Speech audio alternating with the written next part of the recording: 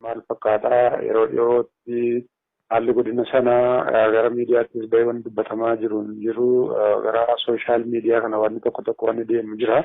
Walumaa gala godina kibba Oromiyaa Boorana keessaa maaltu jira?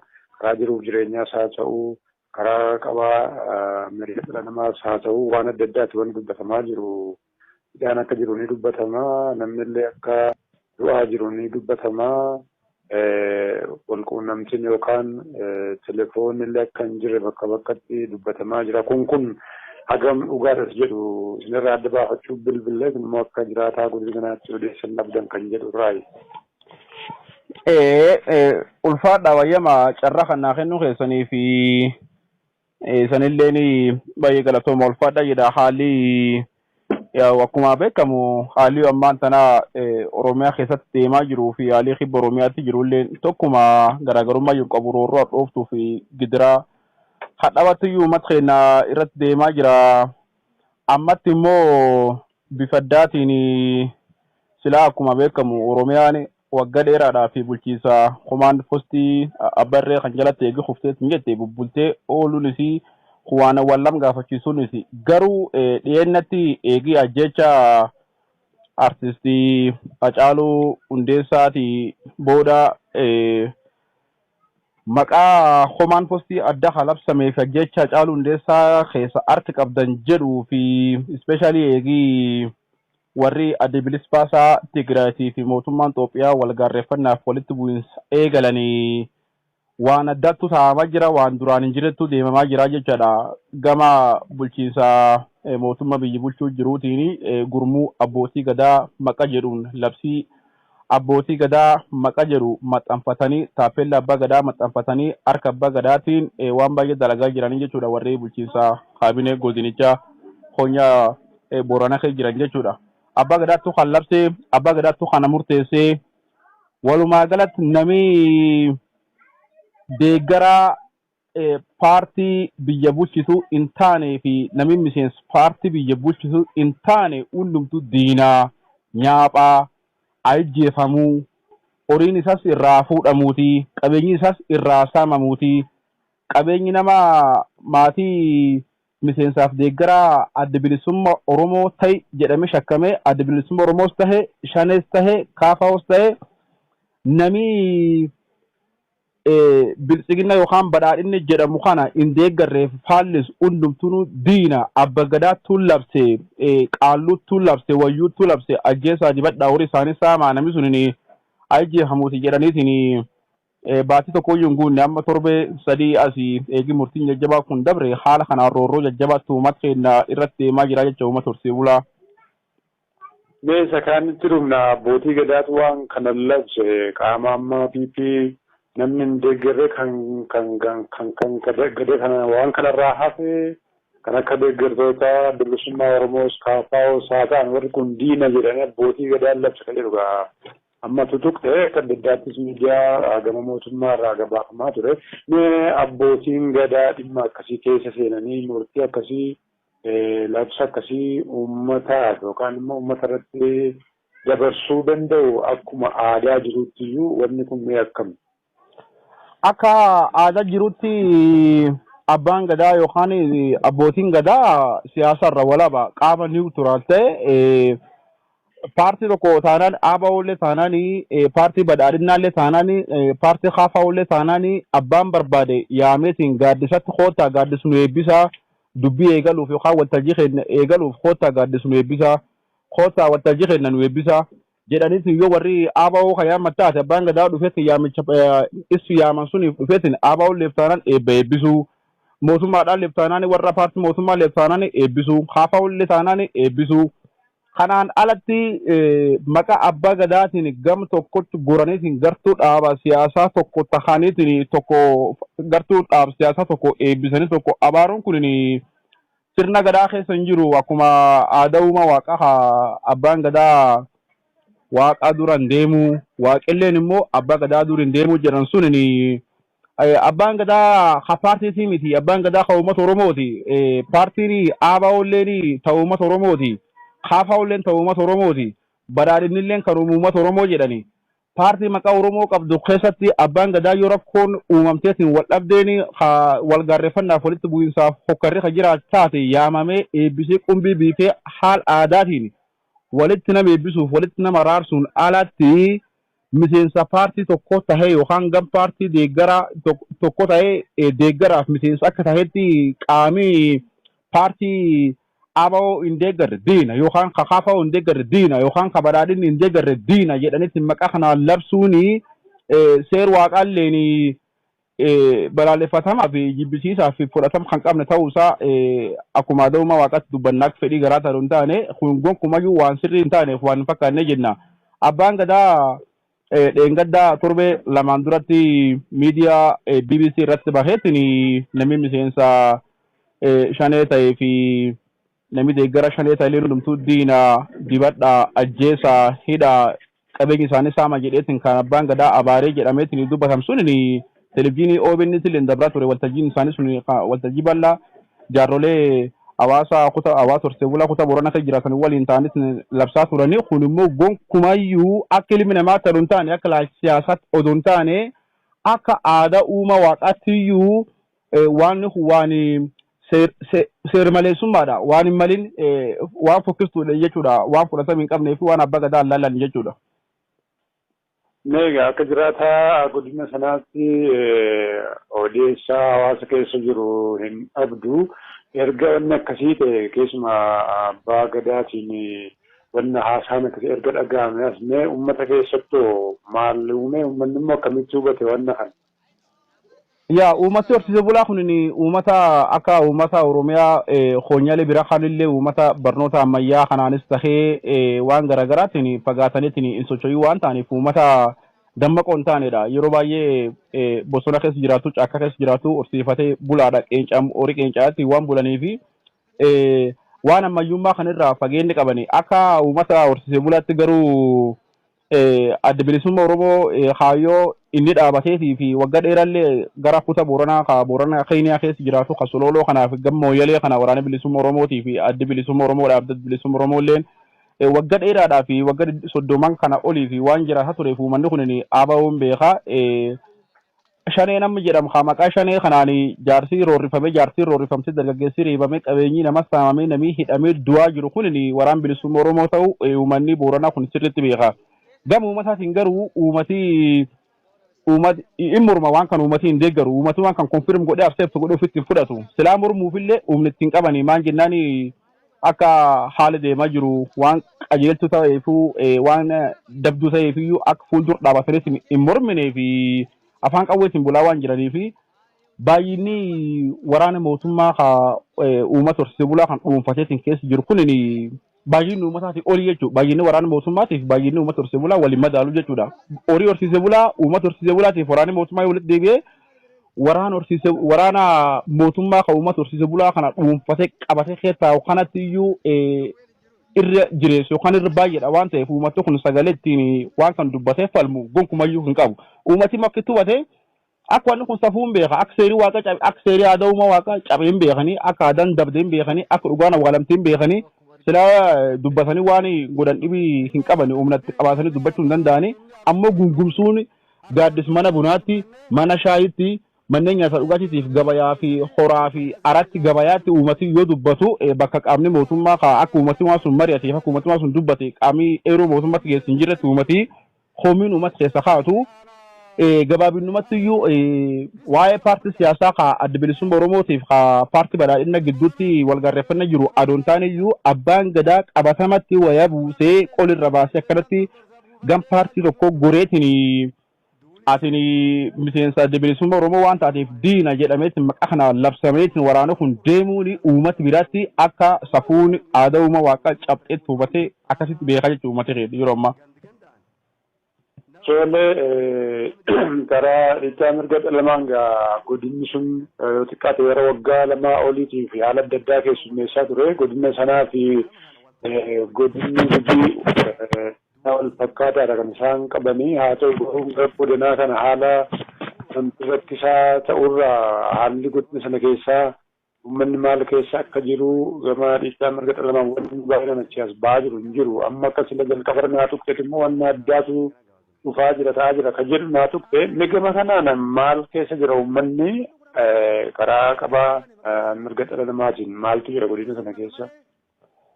Karaa qabiinsa mirga dhala namaatiin akkuma yeroo baay'ee illee fuula sooshaal miidiyaa irratti barreeffamaa tureef akkuma dubbatamaa jirutti haalli jiru baay'ee ulfaataa fi baay'ee yaaddessaadha gama qabiinsa mirga dhala namaatiin. Silaa waan beekuu qabnu beektaa biyya Itoophiyaa jedhamtan keessatti mirgi dhala namaatiif mirgi diimokiraasii kabajameetiin hin argine. Ana ofii dhaladheetti nam dargaggeessa waggaa 30 hin caalini. Waggoota dhaladhees hin qabu waggaa 30 waggaa kiyyaa fi umriin hin qabu fi umriin sirna adduwaayii kun walqixxeedha waan ta'eef guyyaa tokkoof mirgi dhala namaa nuuf kabajameetiin mirgi diimokiraasii kabajamee kan beekne ta'uu qabatamattaniyyuu raga baha.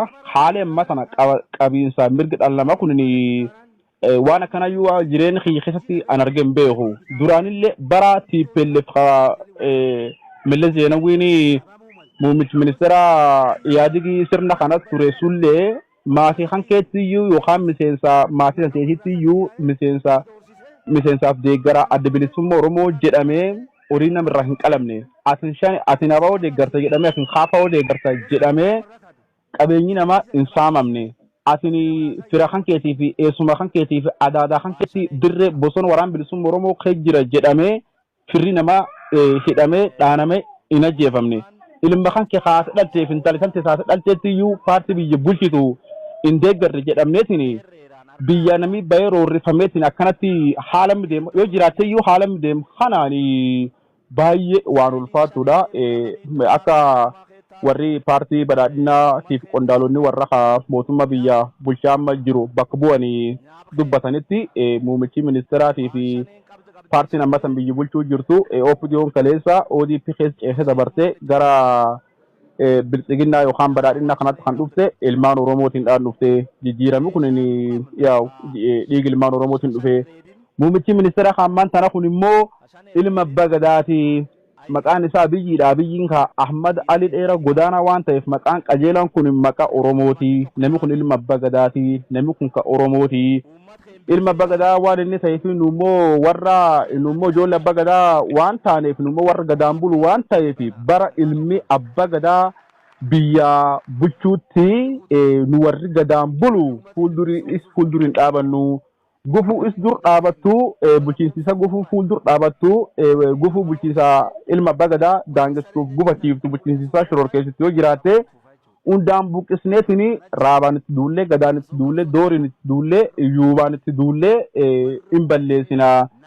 Maqaa kanaan maqaa abbichuun yookaan abiyyiin ilma abbaa gadaa jedhu kanaan waan inni ilma abbaa gadaa ta'eef abbootii gadaallee siyaasatti waamaniitini aadaa gadaa ta durii silaa gadooma ta sirriitti siyaasarra wal harkaasetti dhufu dandeetteetiin sochoorsullee gar siyaasatti makaniitini maqaa ilma abbaa gadaa deeggarri jedhuun warra raaba gadaa ka dhimmi warri ilaallan ka dhimmi siyaasaa warri ilaallan siyaasatti makanii haala ammaa san itti jirru kanatti ittiin socho'aa jiran jechuudha. Amma haalli qabiinsa mirga dhala namaa kun baay'ee nama sodaachisan afaanidhaan ibsuu fi waan jedhee ibsin beeku manni nama gubataa jira. Jaarrotii manguddoonni waggaa 70 waggaa 60 80 ta'an mana dhaatti hidhamaa jiranu dhaanamaa jiranii qabeenyaa kan keessirra fuudhamee horiin kan keessirra fuudhamee waraana mootummaatiin qalatamaa jira. Maatii kan keessiyyuu yookaan ilma kan keessanii jira jedhamaniitiin horii maatii ilmaan jara yookaan miseensonni maatii isaanii dirree bosona jiran haa waraan bilisummaa Oromoo kan jiranii fi waraan bilisummaa Oromoo illee keessa jiraachuu baataniyyuu haa paartii biyya bulchitu badhaadhina hin deeggarre isan humna badiitiif fardeen wayyaaniitiif juunta sigibgib juunta jedhaniituma labsi kan abbaa gadaan labsi jedhaniitiin haala miti deemuu jiranii namni hidhamu mana murtii hin geeffamu gabaabinummattiyyuu baatii dheeraa oli sila namni tokko yoo hidhamee yookaan to'atamee waan shakkamsuniin harka poolisiitti to'atameeti waajjira poolisii hagalee ta'e akkuma waliin beennu sa'aatii 48 keessatti waan inni hidhameef suni dhimmi isa suni mana murtiitti dhiyeessanii itti himuu qabanii jechuudha. Kun hanqatee immoo agama ammaatti jechuudha. Baatii 6, baatii 7, baatii 4, baatii 5 guutuu aanaalee godina Booranaa keessatti aanaa kaana miyoo, aanaa kaana waacillee, aanaa kaana areeroo namoota uummata keessaa lafargan uummata horsiise bulaa uummata hin baratin uummata hin dammaqee waan ta'eef namoota uummata kan keessatti sooshaal miidiyaa kallee waan sooshaal miidiyaan dubbatullee waan sooshaal miidiyaa deemu jiraallee feesbuukiin maan dubbata raadiyooniin maan dubbatti televizyiiniin maan dubbata namoota waan kan gurraan caqasaniif hin dhagahuu danda'ani yoo isaan namoota sun argachuu baatan adamsanii yoo namoota sun argachuu baatan immoo maatii isaaniitti roorisu jechuudha. Ispeeshaal keessattuu dhaabbilee barnoota olaanoo barattoota baratan kolleejjis ta'e yuunivarsiitis ta'e barattoota dhaabbilee barnoota olaanoo keessa jiranii hedduun yeroo ammaan tana akkuma beekamu akka biyya ta'e Itoophiyaa kanatti barnoolli sababa dhibee COVID-19 kana eegi dhaabate naannoo baatii 6 yookaan naannoo baatii 7 eegi dhibeen kun addunyaa weeraree deemuu jira jechuudha. Barattoonni dhaabbilee barnoota olaanoo kan yuunivarsiitii fi kolleejjii baratan gaafuma COVID dhufeetiin manneen barnoota cufanii barattoonni maatii biratti galtee barattoonni barnooti hin jiru waan ta'eef barattoonni maatii bira jiran maatii bira gara deeman hin qaban barattoonni kun barattoota ID qaban eenyummaa isaanii ni beekan sooshaal miidiyaa irratti waan aktiivistooti Oromoo barreessee ni sheer gootaa uummataan geettaa waan sooshaal miidiyaa irra deema kana mana bunaa taasoftaa gabayaa taasoftaa uummataan geettaa gabaabinumatti iyyuu uummataaf mootummaa walii mursiista yookaan afaan wal mursiifta yookaan uummata mootummaa irratti fakkaatu jechuudhaani barattoonni dhaabbilee barnoota olaanoo irra jiranii barattoota 8 jalqabee 12 fi aga kolleejjii fi yuunivarsiitii baratan hedduun ammaan tana yeroo ammaan tana guutuu analee godina Booranaa keessatti ukkaanfamanii kan jiran ta'a kun immoo qabiinsa mirga dhala namaati yoo jennu namni tokko yoo to'atame sa'aatii 48 keessatti seera dhiyaachuu qaba. Seera dhiyaachuu dhiisiiti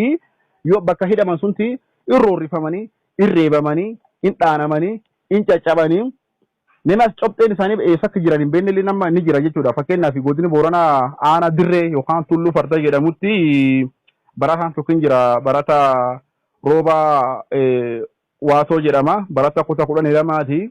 Barataan kun qaxaleedha dargaggeessuma hayima Oromoo ka millatee lafa arguu fi ka dubbisee barreessuu danda'u qofa waan ta'eef torbaan sadiin duratti godina Booranaa aanaa dirreetti ukkaanfame bakki as cophe isaa hin argine bakki inni geeffame hin argine waraanni mootummaa qabu garuu beekamtuudha mirkana uummata ganda inni keessa jiraatuutiin gandi sun roomsoo jedhama ganda roomsoo sunti uummata walitti qabanii koraa ba'a jedhanii koraa haala yerootiif nageenyaatiin wal qabatee warri kaabinootaatiif humni milishaa uummata koraaf hin baasee uummati koraa hin bahee uummata koraa bahee mucaanis dargaggeessa uummata waan ta'eef dirreen bosona waraan bilisummaa Oromoo keessa hin jiru barataadha barata kutaa 12ti hundumtuu ni beekanii barataanis walgahii mootummaa waameef dhufennaani barataa kan keessa fuudhaniitiin paatroolitti faasaniitiin gara aanaa geeffatanii boriisaa isaa immoo maatiin isaa barata sun odeeffachuuf gaafa aanaa dhufanii yaa'u barataan nu kaleessa qabne sun edaa waajjira poolisii keessa cabsee badee jechuudhaan agam ammaayyuu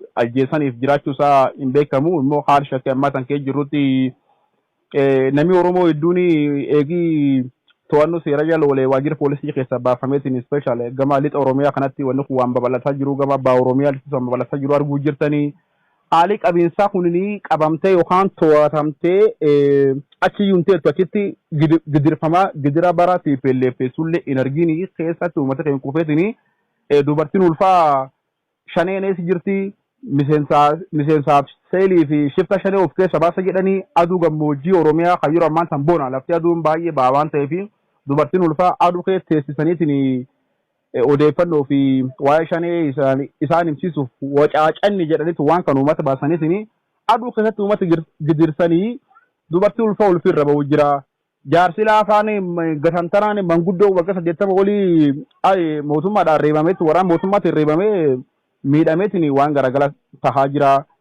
Gabaabinumatti gama qabiinsa mirga dhala namaatiin anaafaan nagan caal waan jedhee ibsin beeku haal badaa fi haala yaaddessaaf golgoleessaaf sodaachisaa jira jechuudha uummati keenya horsee bulaa Booranaa. Wali fayyaa ta'e waggaa tokko duras waanuma kana fakkaatu karaa miidiyaa gabaasaa turre keessumaa maqaa shanee deggatu jedhuun shaneen kun maal akka ta'e gaawwanni beekamu jiru jaarmiyaan maqaa shanee jedhee of yaamus akka hin jirre yeroo adda addaatti ibsamaa ture. Maqaa shanee deggatu jedhuun hidhaaf ajjechaarra darbee loon uummataa ni guurratamaa yookaan ni oofatamaa warra kaabineenis waraanaanis jedhama milishaanis jedhama kanarra darbee uummanni gandasaa yookaan immoo qeerra jiraaturraa humnaan buqqifamee bakka biraa dhaqamee akka qubatu taasifama yookaan immoo inuma facaafama kan jedhus gabaafamaa ture.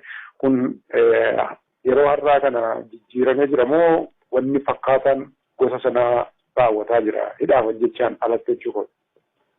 Yaa wanni kun gabaabinumatti hin dhaabbanne akka dhaabbatuyyuu hin jiru yeroo darbe wayii yeroo warri Amnesty International baatii bara 2020 addunyaa kana baatii muraasaan duratti warri Amnesty International ibsa baase sunini haala ture walumaa miidiyaa irratti argine sanee warri miidiyaalee waan kan hordofaa turtani ammayyuu yeroo ammaan tana waan nam dhibu namni tokko ni hidhama namni tokko ni to'atama nama to'atamsuun immoo birdeemetin maatiin isaa namni hirraa hidhame sun miseensonni maatii kan inni keessa hidhame sun abbas ta'uu haadhas ta'uu bakka inni jirutti iyyaafachuun deemanii jechuudha. Amma waan biraayyuu dhiisaniituma namni tokko maatii tokko keessa seelishanee jedhaniitiin fuudhaniitiin waajjira poolisiitti hidhanii gaafa maatiin barbaaduuf bakka sun dhufu yaa atini fardee wayyaaneetii fi warra sigibgibjuun taa kana barbaadaa fi iyyaafachuudhaaf dhufte atis jara sun jedhanii loon namni sun qabu re'ee namni sun qabu gaal namni sun qabu horii namni sun qabu akka waraanni mootummaa biyya bulchaa jiru kun poolisii oromiyaa irraa ka'ee milishaa ta'ee raayyaattis biyya ta'ee akka warri kun waraanni mootummaa kun qalate nyaatu murteessaniitiin ispeeshaalii murtii raaba gadaa waan jedhamu kanatti fayyadamaniitiin itti fayyadamaa jiranii jechuudha. Waan hunda caala nam dhibu ammoo dhaabii akkuma waliin argaa jirruuf akkuma waliin beeknu addunyaa kanarratti yookaan jaarmiyaa siyaasaa Oromoo keessaa dhaabii yookaan jaarmiyaan siyaasaa haashane jedhamee of yaamu hin jiru. Garuu waraana bilisummaa Oromootii fi mootummaa Itoophiyaa gidduutti wal gaarreeffannaa fi wal dhaga'uu dhabuu fi tokkoomuu dhabuun siyaasaa ni jira ni mul'ata. Amma waraana bilisummaa Oromootiyyuu kana godhee oonegittuyyuu kana godhee jedhaniitiin akkuma bara mallasaa bara teepellebsuun ta'aa ture gochoonni ta'aa turanii amma kutaa Boorana keessatti deemaa jiranii waan baay'ee nam golgoleessuudha. Waa'ee ajjecha artistii Hacaaluu Hundeessaatiin wal qabatee waan wal fakkaataatiif waan hedduu ajjecha Hacaaluu Hundeessaatiin wal fakkaataa keessaati waan wayittu dhiyoo kana Booranatti raawwatame maquma seelii shanii aba'oo jedhu kanaani waan akkasitti raawwatametu jira. Waan kun maal seeta ajjechaa fi dhaan akkuma jirutu tahee aanalee godina Boorana keessaa aanaleen qarqara daangaa irraa bosonnis uwwisee argamu bosonnis jiru aana sun keessa sochii waraana bilisummaa Oromoo jiru ni jira. Aana kan keessatti naannoo bosona sun bosona namni sirriitti keessa sochooni sun sochii waraana bilisummaa Oromoo achi keessaa moonaa waraana bilisummaa Oromoo achi keessaa sochiin isaanis achi keessaa namni achi loon bobbaafatee loon isaa yookaan gaalli isaa yookaan re'een isaa bobba'aniitiin bosona aanaa sun keessatti argamsuun itti horiin isaa argame horiin sun nyaatamuuti horiin sun mootummaadhaan awwararsamuuti jedhanitti labsa kana baasanitti deemaa jiran. Fakkeenyaaf gama Liiban nageelle Booranaa jalatti aanalee godina Gujii Bahaa jal jiranii aanalee Booranaa lamattiyyuu bulchiinsa godina Gujii Bahaa jal jira aana Liibaniitiif aana Gumeel Dalloo keessatti torbaan lamaan duratti godinuma Gujii Bahaa sun jala aana jiru tokkotu jira aana Gumeel Dalloo jedhama aana Gumeel Dalloo ganda horsiise bula boobatti uummata naannoo sochii waraana bilisummaa Oromoo jirtu qubatu uummata akka jirutti qubatu abbaa warraa tokkoo miti abbaa warraa lamaanitti yoo xiqqaate abbaa warraa 567 ol ta'uu danda'a. Uummanni sun akka jirutti haalli horsiise bulaan noomandisiidha hin goggodaana warra bakka bakkatti socho'u waan ta'aniif wal bira aksiritti akka dheedumsaallee fi horii isaaniillee toluuf namni wal biratti gurmaa'ee yookaan tuutta'eetiin bif gurmuutiin hin qubatu namni addaan faffagaatee qubata. Uummanni naannoo sochii waraana bilisummaa Oromoo keessa jiru sunni keessa qubatu hundumtuyyuu shaneedha.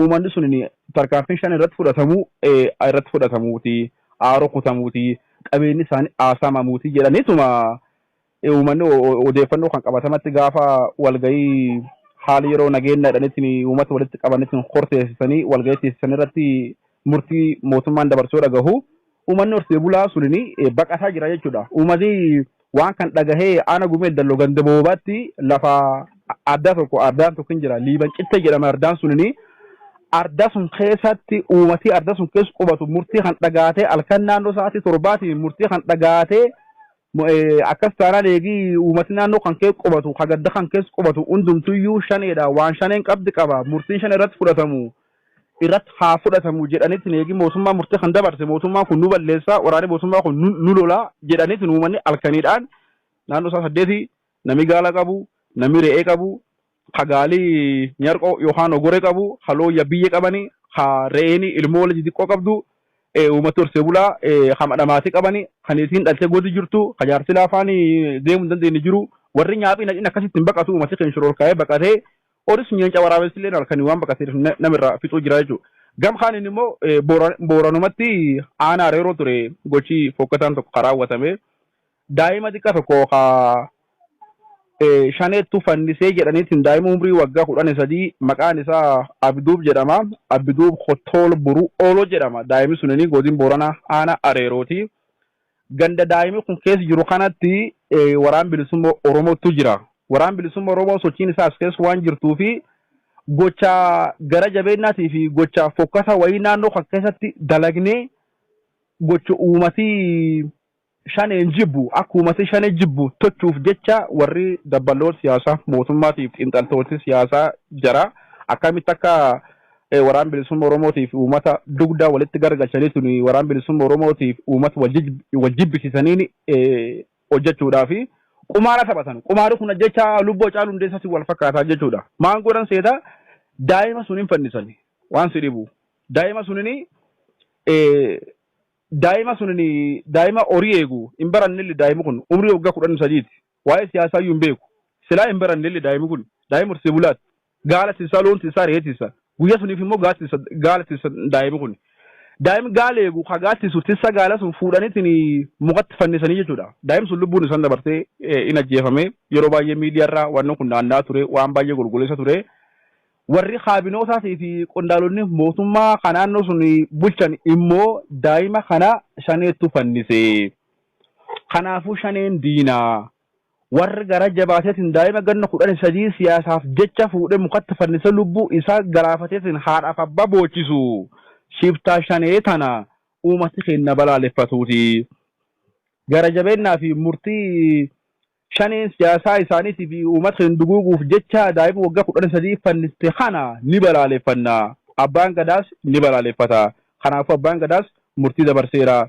Lammaffaa nami shanee waliin warra mootummaa kana hin deeggarre waliin dhaabatee argame warri sun fardeen wayyaaneetiif juunta afaan Oromoo dubbattu waan ta'eef irratti aduulamu horii warra nyaatamu horii warra qalamuuti jedhan.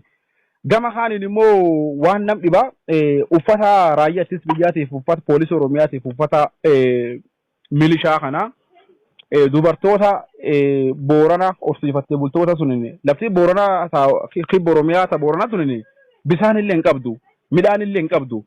Boorani sun horiin bula roobaan jireessa yoo roobii waaqaa kun samiirra roobu kun caamu uummati kun hongeef saaxilamaa margi lafirraa ol baay'atiin magariise sunin yoo aduun bona dhufu ni xoolaga ni qancoorrata. Sichi uummati Oromaa fi haalum yeroo waliin qancoorrata jechuudha. Uummata bishaan hin qabne kana uummata dheebota kana uummata dararamaa kana uummata hubannoo homaatu hin qabne kana lafa gammoojjii ta dheebicha ta bisaan tokkollee namni afaan dhuguyyuu keessa hin jirre dura yeroo roobni jiru bisaan hara dhuga bisaan haroo dhuga uummati bisaan heela dhuga.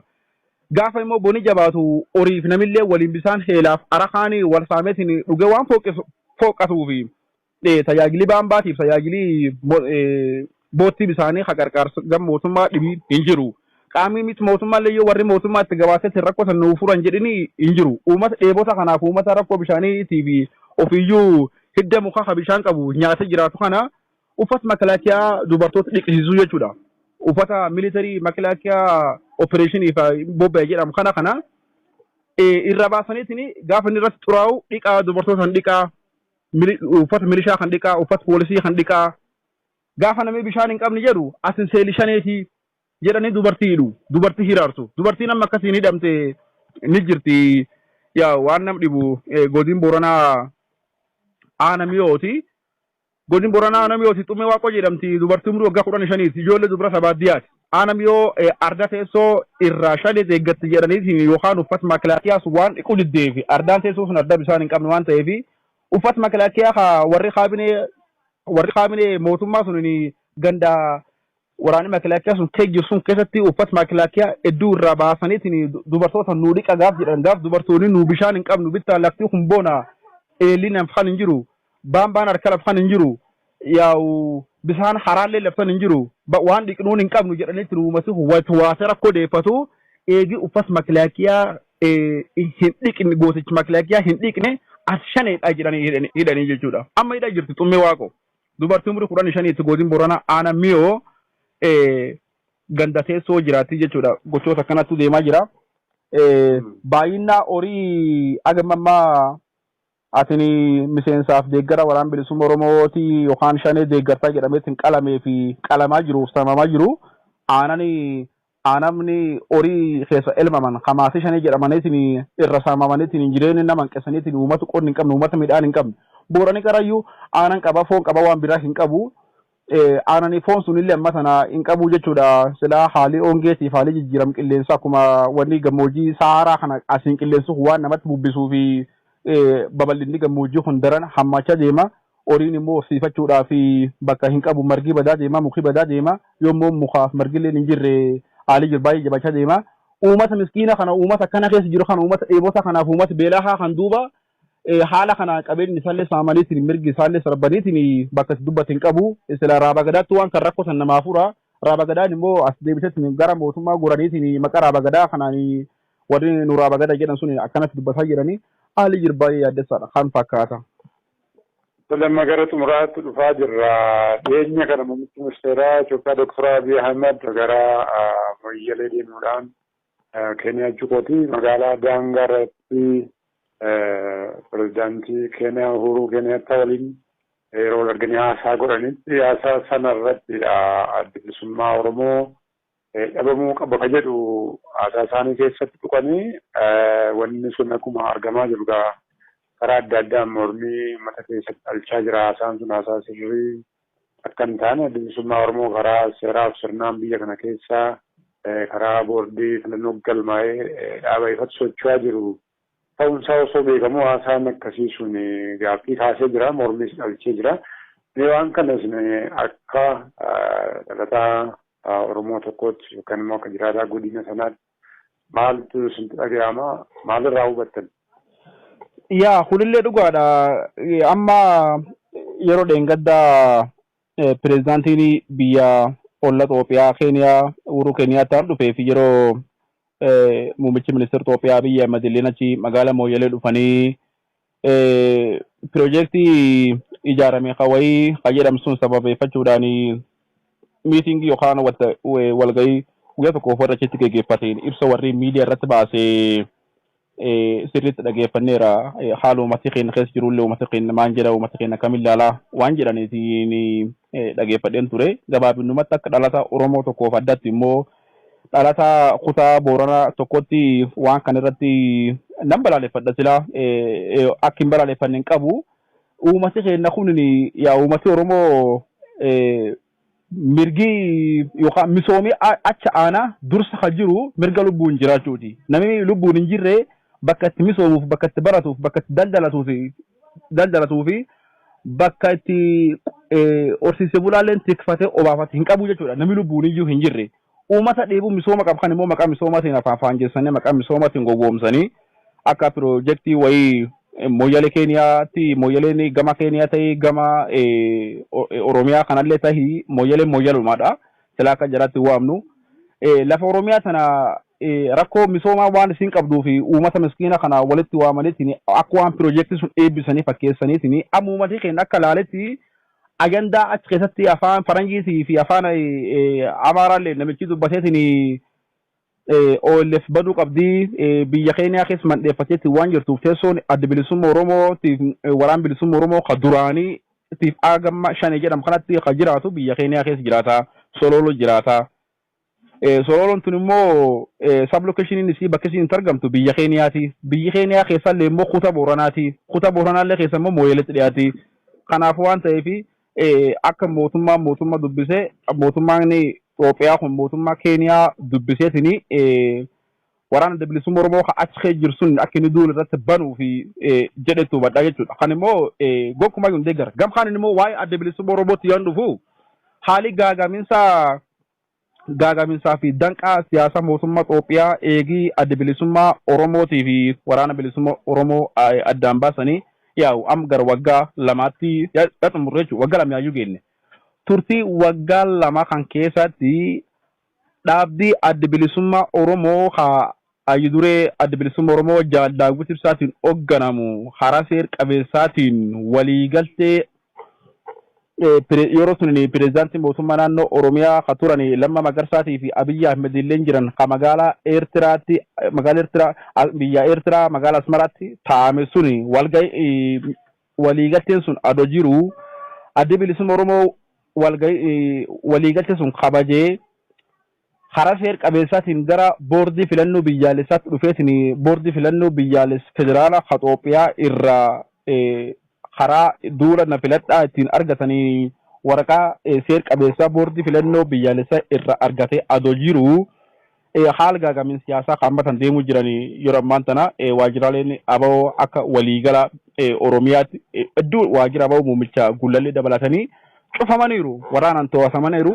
saamamaniiru qondaaltotaa fi miseensotaa fi dabballoonni adda bilisummaa Oromoo kan jiran qondaal olaanaa akka Jaalabdii Raggaasaa Koloree Gammachuu Ayyaanaa fi qeerroowwan adda bilisummaa Oromoo jajjaboo dhaabicha keessatti gahee guddaa qaban akka Daawit Abdasaatii fi Lammii Beenyaa fa dabalatee hundumtuu akkuma jiranitti Oromoonidha jira jechuudha gama adda bilisummaa Oromootiin. Haala kana keessatti immoo haala dhaabbii adda bilisummaa Oromoo seera qabeessa godheetiin mootummaan Itoophiyaa ni filattu karaa nagaatiin ni qabsooftu jedheetiin boordii filannoo biyyaalessaa irraa eeyyamee fi waraqaa kennee fi jiru kan keessatti as immoo tarkaanfateetiin biyya ollaa Keeniyaatti tarkaanfateetiin pireezidaantii biyyatti waliin muummichi ministeera biyyatti abawoo balleessina jedheetiin qabatamatti miidiyaa irratti bahee dubbachuun isaa kun yaa'u akka uummati Oromoo ammaa kan jiruu fi roorroo uummatii keenya keessatti kufee haalan daran jabeessee ifoomsee namatti mul'isa ni balaaleffadha. Ana qofaa miti ani maqaa uummata keenya maqaa Oromootiif maqaa uummata kiyya horsee bulaa Boorana keessa dhadhaadhee hundaani waan kana ni balaaleffadha. Uummata kiyya akkasuma balaaleffata jechuudha.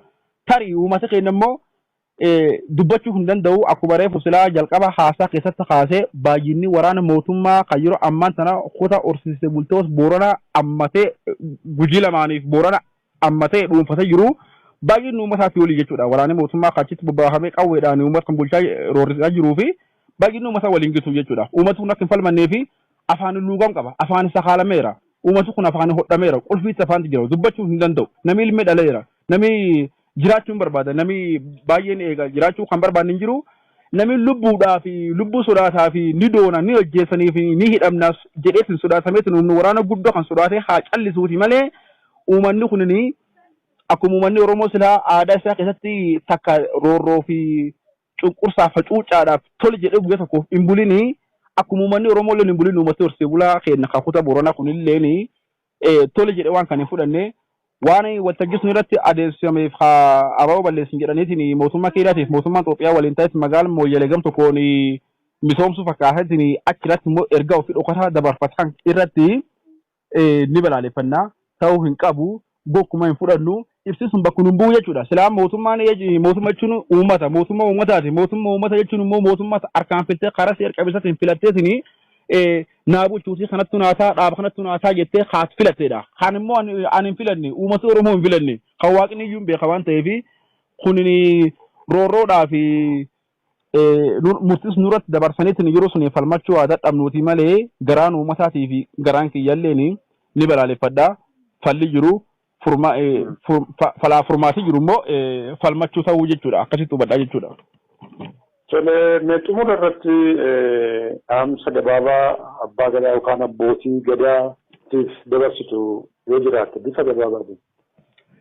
Bifa gabaabaan abbootii gadaatiin dhaamsi gabaabaan an biraan nagahaa jedhu yoo jiraate warri isan abbootii gadaati. Abbootiin gadaa abbootii gadaati. Abbaan gadaa abbaa gadaati. Qaalluun qaallu wayyuu wayyu bokkuun bokku yuubi yuuba dooriin doori raabi raaba. Siyaasaan siyaasa. akka aadaa Oromootti dhaab siyaasaatii fi sirni gadaa gargara walitti hin duudu. Abbaan gadaa yoo warri OLF yookaan warri ABO kootti gaaddisnaa eebbise dheeni yaamicha bahu ta'uwaasa dhufe gaaddisee eebbisee fi buna qalamsuun waan achirra gaggeeffamsuun wanni godhee afaan nagaa dubbatee abbaan gadaa waraanaan labsu. Abbaan gadaa paartilee gam paartii siyaasatti godhatu waraanaan labsu.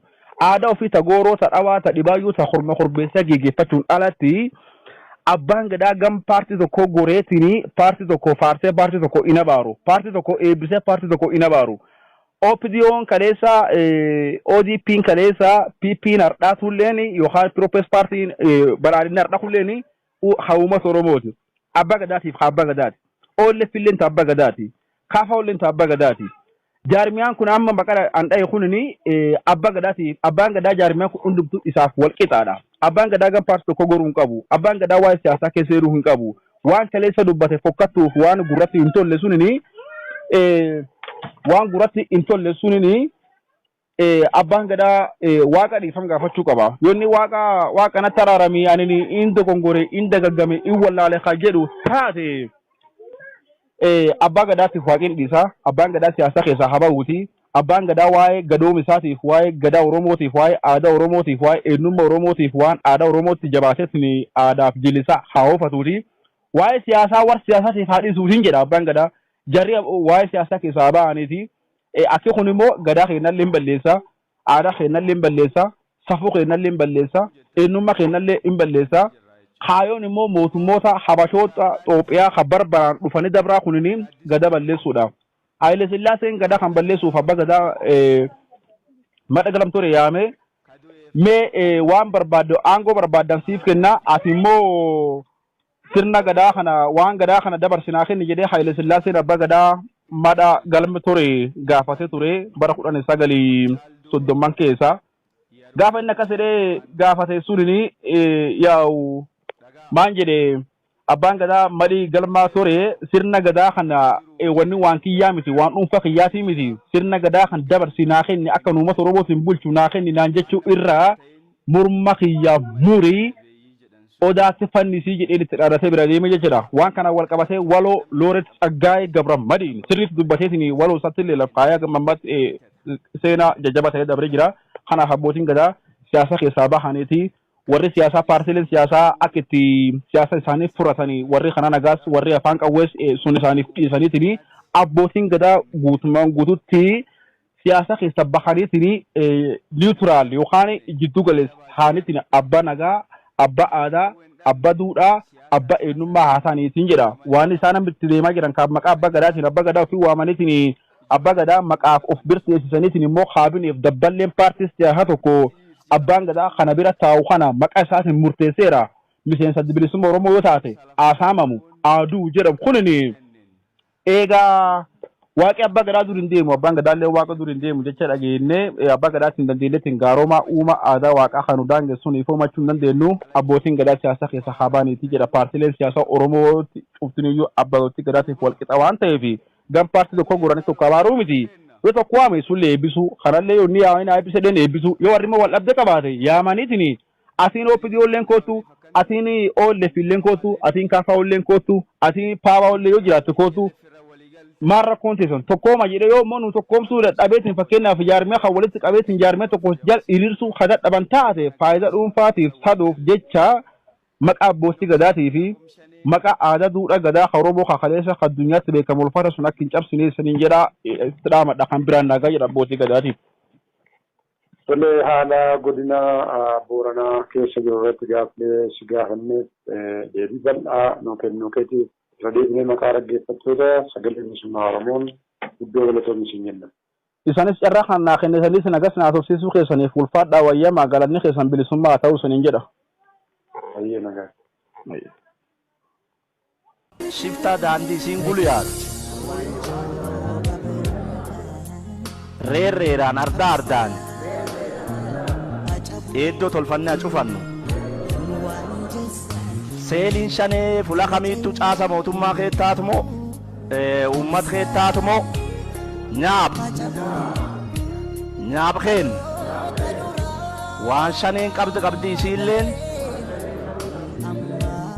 yoo seelummaan itti mirkanoof nyaapha waan shaneen qabdu qaba. Meeshaan nu qabnu